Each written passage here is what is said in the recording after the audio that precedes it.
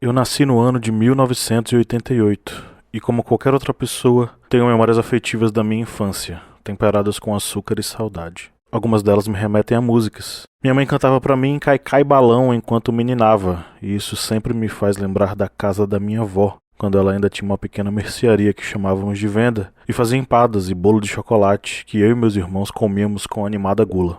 Algumas me remetem a brincadeiras. Desenhar com giz no chão, uma amarelinha e brincar no fim da tarde, logo depois da escola. Arrancar um pedaço do meu pé jogando bola na rua de casa. Jogar ludo com os amigos e, só de lembrar agora, sentir o cheiro da madeira do estojo onde guardávamos o tabuleiro e as peças. Algumas dessas lembranças me remetem a dias específicos. No domingo, como de costume, meu pai ligava na Globo e assistíamos a corrida de Fórmula 1, muito por causa do Ayrton Senna. Eu não fazia a mínima ideia de quantos pontos os caras ganhavam por vitória ou que aquilo tinha a ver com o campeonato. Eu assistia, com a esperança de ver o Senna ganhar. Naquele domingo, contudo, ao invés de alegria e música, assistimos a um trágico acidente. Ele havia morrido.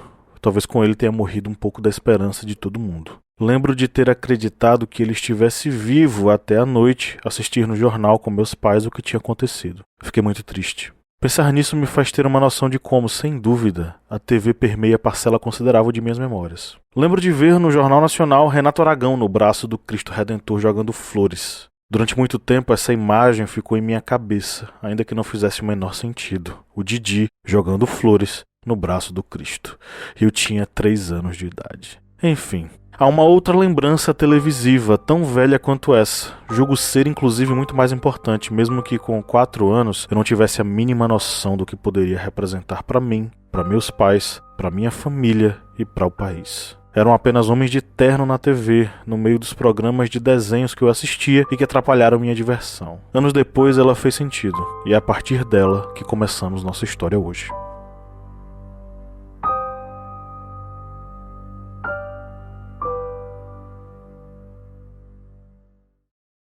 É um dia 2 de outubro, o ano 1992. Estamos em uma sala muito cheia. Paletós e gravatas se confundem no espaço. Flashes de câmeras e seus insistentes cliques clareiam e sonorizam o salão, numa atmosfera tensa. Logo, um casal aparece. Momento, atenção, aí está chegando o presidente Fernando Collor, acompanhado da primeira-dama, dona Rosane Collor.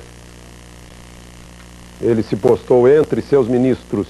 O rosa do vestido da primeira-dama colore o ambiente cinzento da ocasião. Discretamente, ela olha para o marido. Ele permanece petrificado, olhando para frente, em direção a um grupo de pessoas que discutem algumas formalidades. Ele sempre soube usar sua imagem diante das câmeras. Gestos, gritos, olhares, sorrisos, nada disso era feito sem que ele calculasse os impactos e reações diante da TV. E nesse momento, ao vivo, para boa parte dos lares brasileiros, sua fisionomia tenta transparecer tranquilidade, confiança, seriedade, honestidade. Ele está rodeado pelos ministros. Sabemos que é um protocolo que exige formalidades num momento como este, mas como tudo em sua carreira era teatralizado, ritualizado, para impactar o público, aquela também era uma tentativa de demonstrar unidade, como se ele não estivesse só, mas estava, como nunca antes em seu mandato presidencial. O senador Ney Maranhão, o senador Odacir Soares, os dois governistas no Senado estão flanqueando o senador Dirceu Carneiro, que faz a entrega ao presidente da República da citação. O senador Dirceu Carneiro era primeiro secretário da mesa do Senado Federal à época. Coube a ele a função de comunicar oficialmente ao presidente seu afastamento do cargo por conta da instauração do processo de impeachment. No momento em que ele encontra o presidente, Odacir Soares e Ney Maranhão, senadores da base governista, o acompanham. Senador Maranhão, na frente, por favor, senador. Um olhar fixo, quase petrificado. Na tentativa de intimidar, como fez em diversas outras vezes, ele arregala os olhos, mas sem tanta convicção. Não há muito o que fazer agora que seu afastamento já havia sido votado e precisava unicamente de sua assinatura. Está apresentando a citação. Em silêncio, ele balança levemente a cabeça positivamente, enquanto a comitiva que veio lhe trazer o documento explica algumas questões. Por favor, senhor. Por favor, senhor. E atenção, ele inclusive verifica o relógio, 10 horas, 18 minutos. Ele vai citar o horário, vai registrar na citação o horário em que ele se afasta da presidência. 10 horas, 18 minutos, 30 segundos, dia 2 de outubro. Em outro gesto bastante afetado de dramaticidade, ele estende o braço para olhar o relógio. São 10 horas, 18 minutos e 30 segundos, como anuncia o repórter Alexandre Garcia, na transmissão ao vivo da Rede Globo de televisão.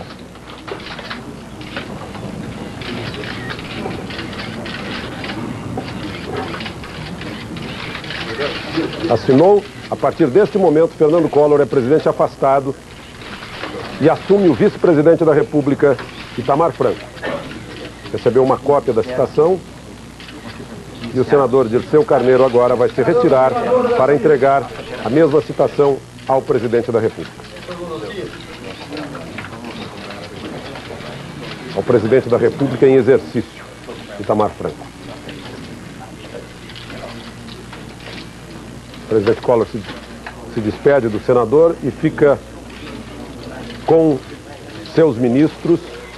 O presidente afastado, Fernando Collor, fica com seus ministros que hoje estão saindo também para as despedidas. E o senador Dirceu Carneiro vai tomar o elevador do 3º andar do Palácio do Planalto, vai descer por um túnel, pela escadaria do túnel, para ir ao anexo do Palácio.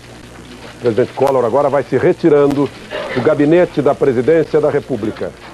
São menos de 4 minutos em que esta solenidade acontece, mas nestes 4 minutos temos uma etapa crucial para um momento histórico que havia se iniciado nas eleições de 1989. Ao cruzar a sala e sair, de braços dados com Rosane, Collor não mais retornaria à cadeira presidencial. Sobre seus ombros estava o peso de um escândalo de corrupção e tráfico de influência que marcaria o governo do primeiro presidente eleito pelo voto direto após a redemocratização do Brasil.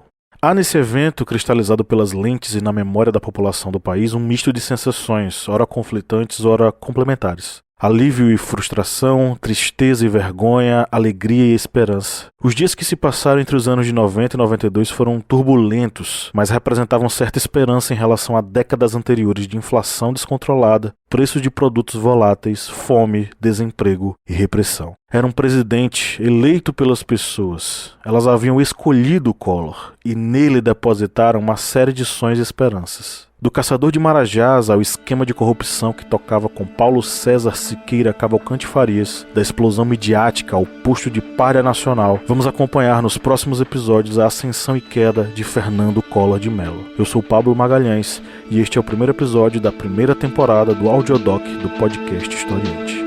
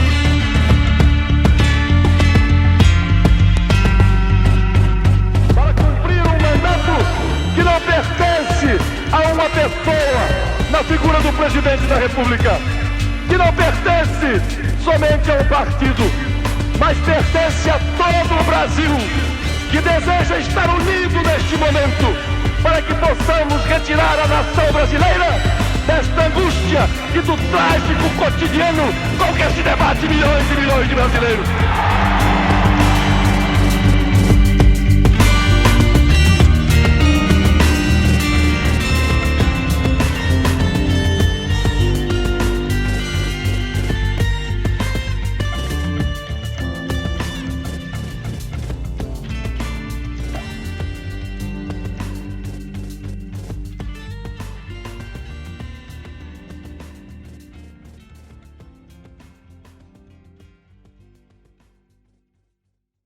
1989 foi um ano importante e fundamental para o Brasil. Pela primeira vez após décadas, o voto que elegeria o presidente da República seria exercido diretamente pela população.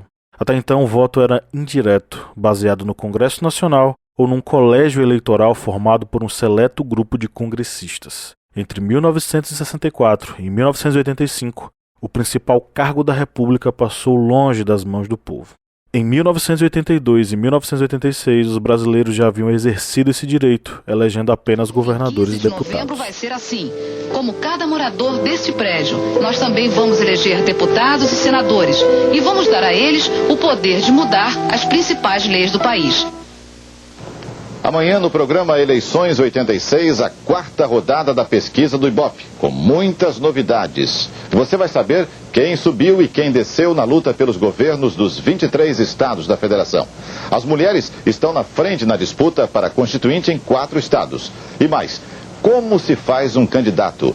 Um levantamento nacional sobre o que o brasileiro pensa da Constituinte. Os comentários de Álvaro Pereira e Enio Pesce e reportagens especiais. O programa Eleições 86 começa logo depois dos gols do Fantástico. E o Globo Rural... Como se faz um candidato, diz Eliakim Araújo, âncora do Jornal Nacional da Rede Globo, apresentando um esforço pedagógico para instruir o espectador brasileiro, sem experiência recente com o voto, acostumado a acompanhar de longe as votações no Congresso. Em 1989, as expectativas giravam em torno da cadeira presidencial, e depois de diversos presidentes militares impostos à sociedade, a possibilidade de eleger diretamente alguém para ocupar o cargo era algo novo e dava esperanças à população. A população e aos grupos políticos também. O terreno eleitoral demonstrava ser fértil diante das possibilidades. Com um colégio eleitoral amplo através do voto direto e tanto em 82 e 86 quanto em 89, com diversos cargos públicos em jogo, a pulverização foi grande de candidatos e partidos. Até 1979, o bipartidarismo foi a marca do regime militar. Arena e MDB fingiam uma espécie de jogo democrático de posição e oposição. A nova lei orgânica dos partidos políticos de 20 de dezembro de 1979 diminuiu as exigências para a criação de partidos políticos no Brasil, permitindo que ressurgisse o pluripartidarismo. A partir daí, as agremiações políticas deviam fazer constar em seu nome obrigatoriamente a palavra partido. Com as eleições diretas, o esforço de candidatos e seus partidos era fazer seus nomes serem reconhecidos pelos eleitores brasileiros. Nesse espaço aberto, as ferramentas utilizadas foram várias, mas em especial, os discursos e narrativas associadas ao povo e à gente, ou, como dizia um bordão famoso do período, aos descamisados e pés descalços do país. Em meio ao tiroteio dessas narrativas, os brasileiros.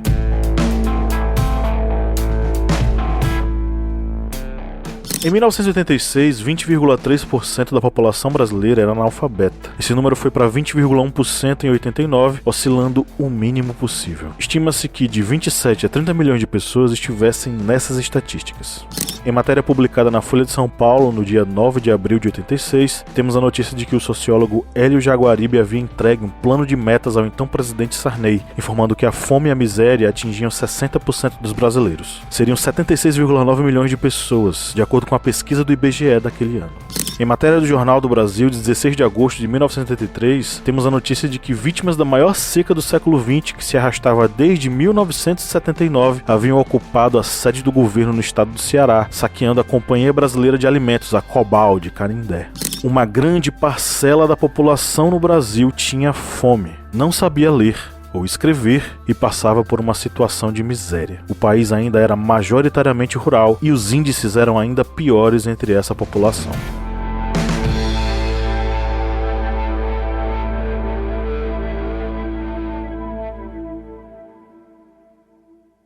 Não podemos esquecer da inflação galopante e dos fiascos dos planos econômicos até Sarney. Em 1986, a inflação acumulada foi de 65%. Em 87, saltamos para o número absurdo de 415,83%. Mas não para por aí. Em 88, a inflação acumulada chegou à marca estratosférica de 1.037,56%. Não é brincadeira. O governo Sarney era incapaz de fazer o índice inflacionário cair, mesmo com os planos Cruzado e Cruzado II, de 86, Bresser, de 87 e Verão, de 89. comprar comida era o desafio de grande parte dos brasileiros. O feijão não vai baixar com a importação autorizada pelo governo. Segundo os comerciantes e a Federação da Agricultura do Paraná, a elevação dos preços está sendo causada pela especulação. O aumento no preço da carne, que chegou a 50% em 2 meses, já era esperado por causa da entre-safra. Mas no caso do feijão, o aumento chegou a 100% nos últimos 60 dias. Há 2 meses, o pacote de 1 quilo de feijão preto estava custando 156 cruzados. Hoje, esse mesmo pacote de feijão está custando 312 cruzados. Para os comerciantes, a justificativa para esse aumento foi a estiagem, que prejudicou o plantio e a colheita de inverno. Na verdade, segundo dados da CFP, não existe previsão de falta do produto. Mesmo assim, alguns comerciantes intermediários estariam aumentando o preço, apostando numa falta que poderia acontecer no futuro.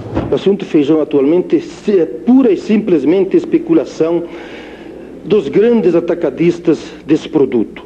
Mesmo com a estiagem, a CFP está prevendo um excedente de 220 mil toneladas de feijão neste ano em todo o país. O governo federal já anunciou que vai importar mais feijão para tentar segurar os preços. Essa medida é completamente inócua porque os preços do produto importado colocados aqui no mercado interno seriam iguais ou superiores aos preços vigentes para as nossas mercadorias nacionais. A seguir, o IBDF faz um levantamento dos prejuízos causados. Ao final do mandato Sarney, em 89, a inflação anual chegou ao absurdo de 1.232,71% na média. Todos esses fatores formaram um solo fértil para a germinação de políticos populistas, supostos heróis que pudessem salvar essa nação carente. E de fato, isso aconteceu. Mas um deles, em 89, se destacou. E nós precisamos entender o porquê.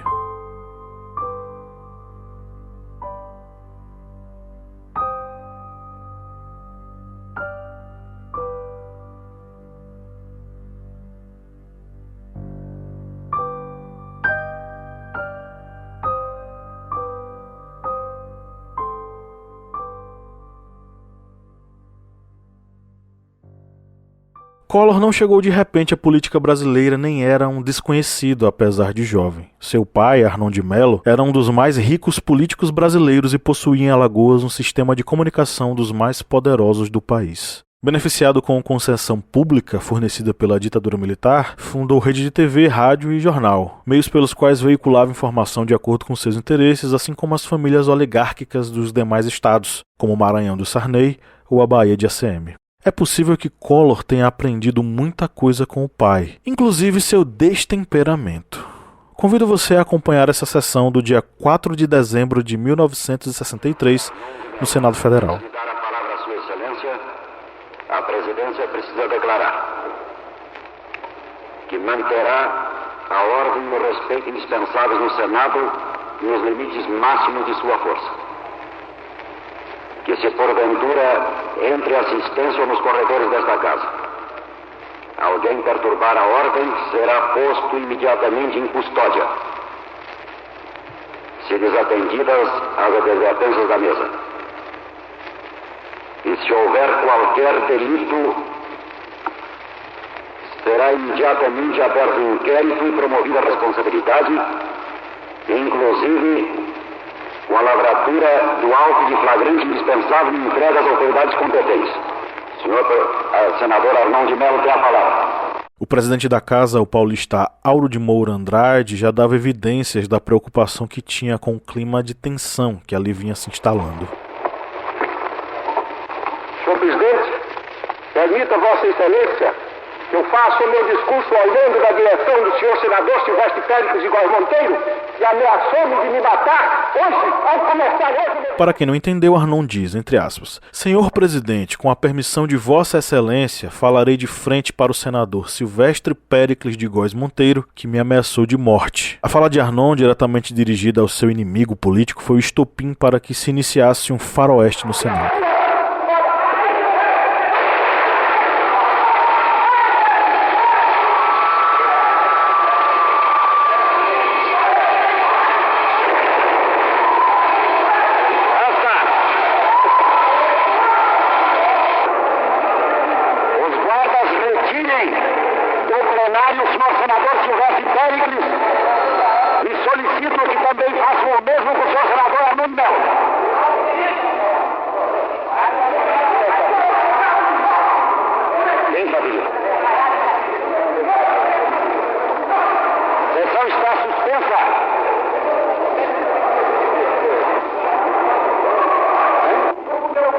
não se converterá em sessão secreta.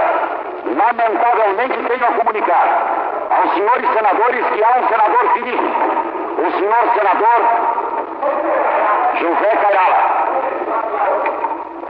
A sessão será suspensa, a presidência irá tomar conhecimento da extensão do ferimento recebido por aquele senador. Em seguida, a sessão voltará a funcionar em caráter secreto para todas as providências indispensáveis à repressão. Silvestre não aceitou o desaforo e respondeu a Arnon, que por sua vez sacou o revólver que carregava consigo, um Smith Wesson 38, o 38 na linguagem popular, e disparou várias vezes. Nenhum dos tiros atingiu Péricles, que também estava armado, mas que jogou-se no chão e rastejou entre as fileiras de poltronas com seu revólver na mão, como relata a reportagem do Jornal do Brasil em sua edição do dia 5, antes de ser amparado e desarmado pelo colega paraibano João Agripino. 2 projéteis, no entanto, acertaram alguém. Foi o José Cairala, senador do PSD do Acre, que junto com Agripino procurara conter os senhores de armas em punho. Cairala tinha 39 anos e substituía momentaneamente José Guiomar, do mesmo partido. Eram suas horas derradeiras no exercício da função, pois devolveria o cargo no dia seguinte ao titular. Ele foi baleado na frente do filho pequeno, da esposa e da mãe, que haviam ido prestigiá-lo no último dia de trabalho. O disparo acertou seu abdômen. Embora tenha sido socorrido rapidamente e levado ao Hospital Distrital de Brasília, ele faleceu no mesmo dia, pouco depois das 8 horas da noite.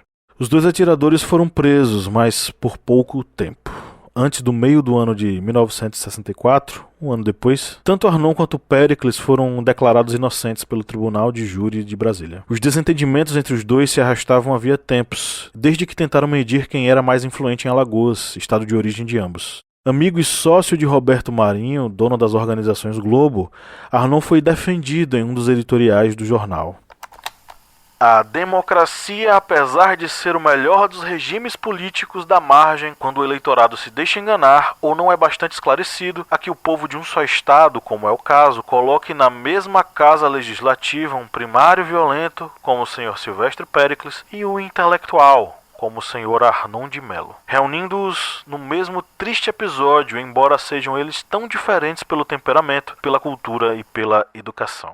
O jornal nessa publicação deixava claro o lado que apoiava, ao usar adjetivos como primário violento para Péricles e intelectual para Arnon, e fazendo questão de também separá-los pelo temperamento, pela cultura e pela educação, ainda que fosse Arnon responsável direto pelo crime. As relações entre Arnon e Roberto foram duradouras. Além de sócios, a TV Gazeta de Arnon era afiliada da Globo em Alagoas. Leopoldo Collor de Mello, filho mais velho do político alagoano, foi diretor regional da Globo São Paulo e da Globo Nordeste. Nas décadas seguintes, e beneficiado por suas conexões no regime militar, Arnon, sua família e seu grupo político tornaram-se dominantes em Alagoas. A tal ponto que Arnon teve a possibilidade de introduzir seu herdeiro político na prefeitura de Maceió, o jovem Fernando Collor de Mello, na época com apenas 30 anos de idade. É um grito de uma geração que está se rebelando contra alguns fatos que aí estão e que devem ser reformulados.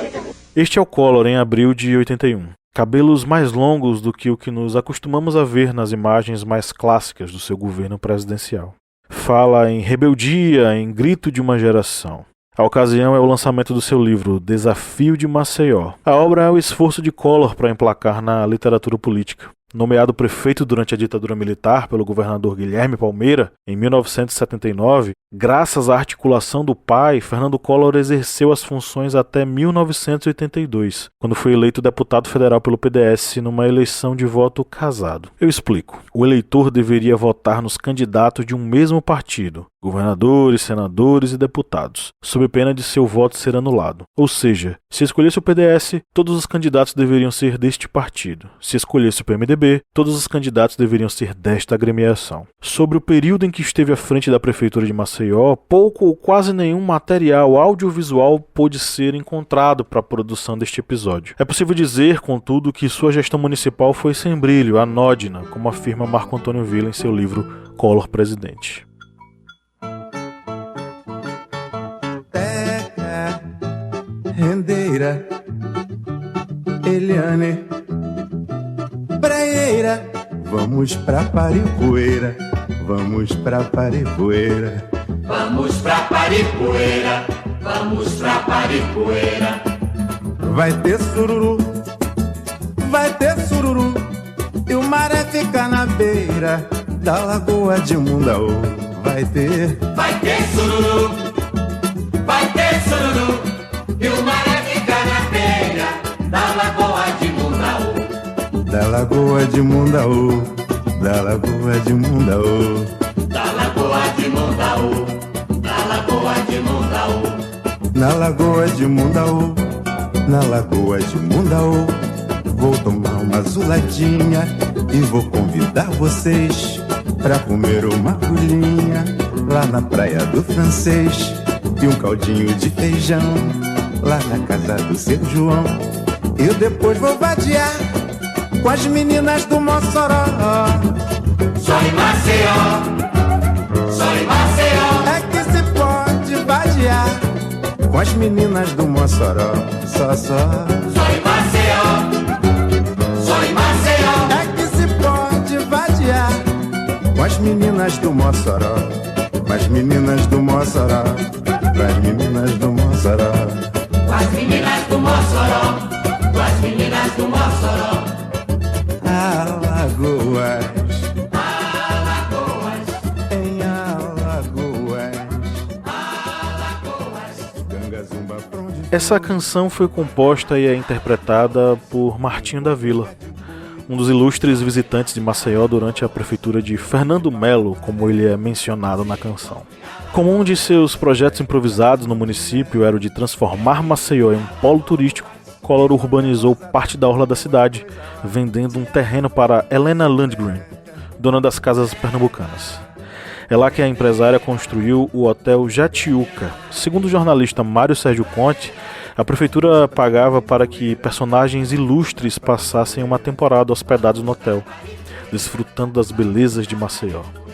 Dentre os convidados estavam José Vitor Oliva e Giancarlo Bola, donos de restaurantes, Chiquinho Scarpa, playboy conhecido no Sudeste, Sinira Ruda, conhecida jurada de programas de televisão, e o músico Martinho da Vila, que criou um samba sobre Maceió, sem esquecer de homenagear o cafetão Mossoró de quem apreciava as meninas, como canta ao longo da música.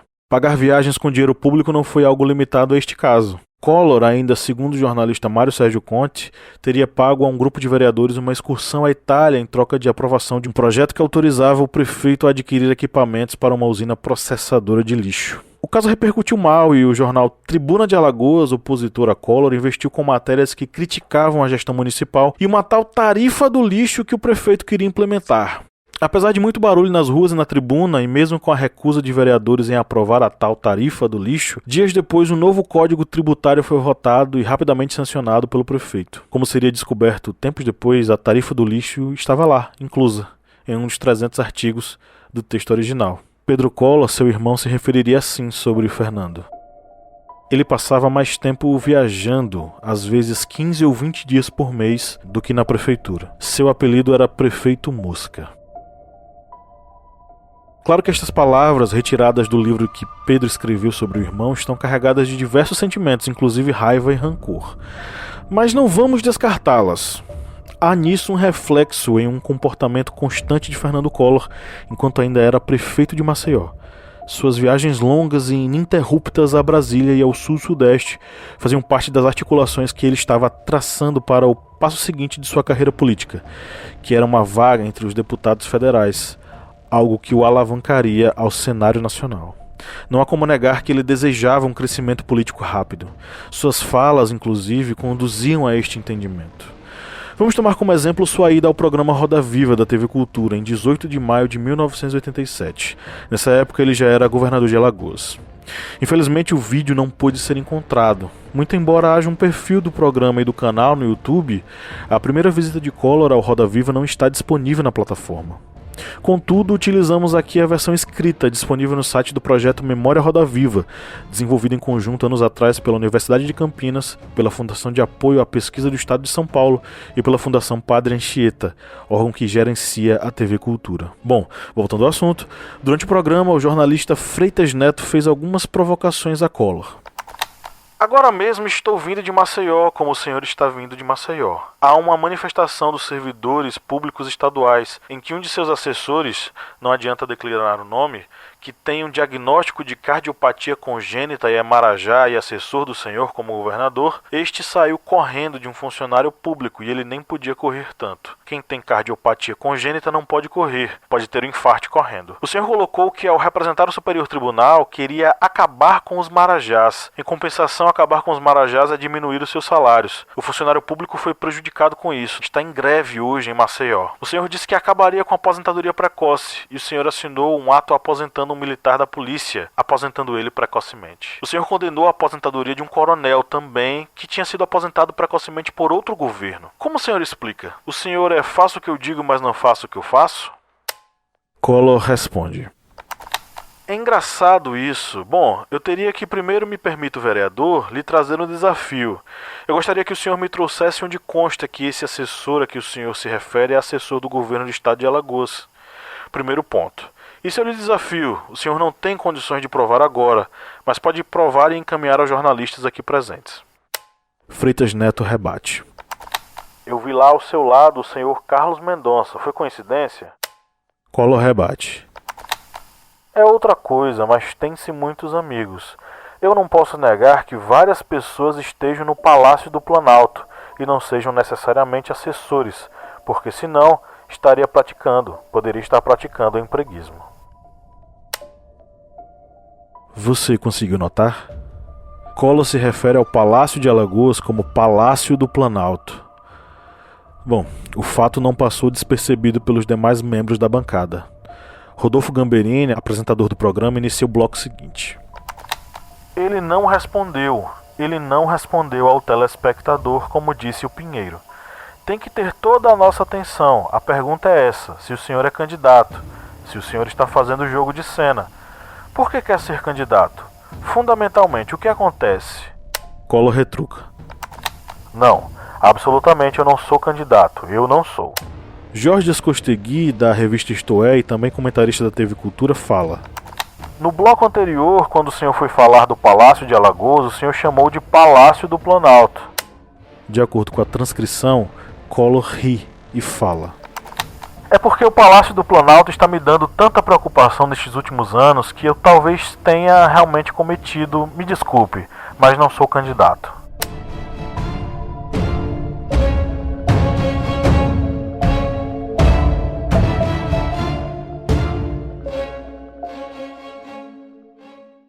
Vamos voltar aos tempos de prefeitura em Maceió. Para atingir a meta de crescimento e projeção nacional, Collor recorreu inclusive a expedientes extremamente questionáveis.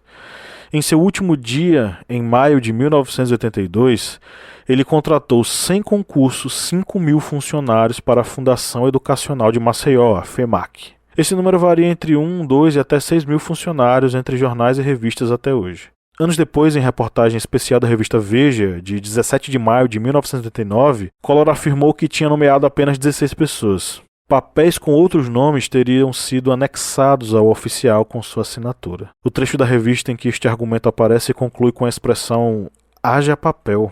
No programa Roda Viva de 87, Collor foi perguntado sobre esse caso.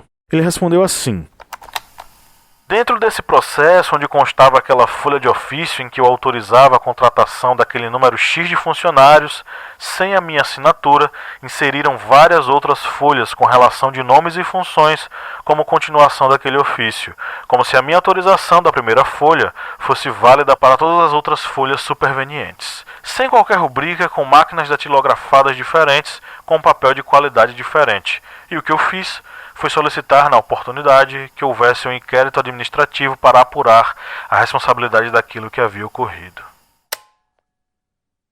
Em novembro daquele mesmo ano de 82, as eleições para governador, senador e deputado ocorreriam. Com 55.124 votos, Fernando Collor foi o deputado federal mais bem colocado no estado de Alagoas, recebendo pouco mais de 10% do eleitorado estadual. A despeito do não que Collor deu no programa Roda Viva, ele estava sim interessado na corrida para o Palácio do Planalto. E isso não é difícil de observar, tendo em vista o caminho que tomou em sua carreira, principalmente enquanto ele exerceu suas funções como governador de Alagoas entre 86 e 89. Antes, é preciso que você saiba que seu mandato como deputado não gerou nenhum projeto de lei. No dia 25 de abril de 84, ele votou contra a emenda do deputado Dante de Oliveira, do PMDB do Mato Grosso do Sul, que propõe eleições diretas para presidente em janeiro do ano seguinte. A emenda de Dante era fruto de uma grande mobilização nacional pelo direito ao voto direto para o presidente do país. Diversos políticos, artistas, escritores e demais personalidades nacionais apoiaram o movimento Diretas Já. O comício pró-eleições diretas foi aberto com uma homenagem ao senador Teotônio Vilela.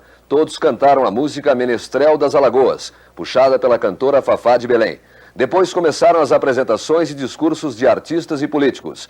Estavam lá Chico Buarque de Holanda, Martinho da Vila, Paulinho da Viola, Alceu Valença e muitos outros. Você ainda é otimista com relação à possibilidade de aprovação das diretas?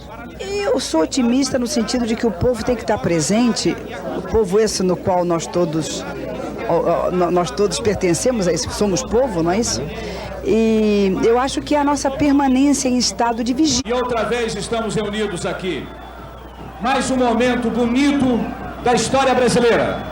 Todos nós, juntos, estamos construindo um novo país, nesse tremular festivo dessas cores, todas jogadas aqui, e com o gosto e a sensação de liberdade. Eu gostaria de chamar agora que ficasse aqui ao nosso lado, figuras ilustres, alguns convidados. São Paulo recebe outra vez José Richa, governador do Paraná, junto com o governador Franco Montoro, governador Leonel Brizola, do Rio de Janeiro, governador Montoro e Dona Lucia Montoro, presidente nacional do PMDB, Ulisses Guimarães, que acaba de chegar, presidente nacional do PT, Lula, que acaba de chegar também, Leonel Brizola, governador do Rio. Amanhã, o nosso encontro é no Rio de Janeiro, tá certo? Todos já estão aqui e vamos falar já com vocês. Diretas Clube São Paulo, na frente deles, para mostrar força, braços erguidos, todo mundo, tremulando as bandeiras, tremulando. Eu quero um espetáculo divino, livre, solto, Diretas Clube São Paulo. Contudo, mesmo com amplo apoio popular, a proposta foi rejeitada pela Câmara. Veja assim, de ser submetida ao Senado, ficando prejudicadas as emendas de número 6, 8, 20, 93, constante dos itens 2 e 3 da pauta. A mesa quer silêncio. Esgotado o tempo regimental para a duração, senhor presidente, está encerrada a sessão. Senhor presidente.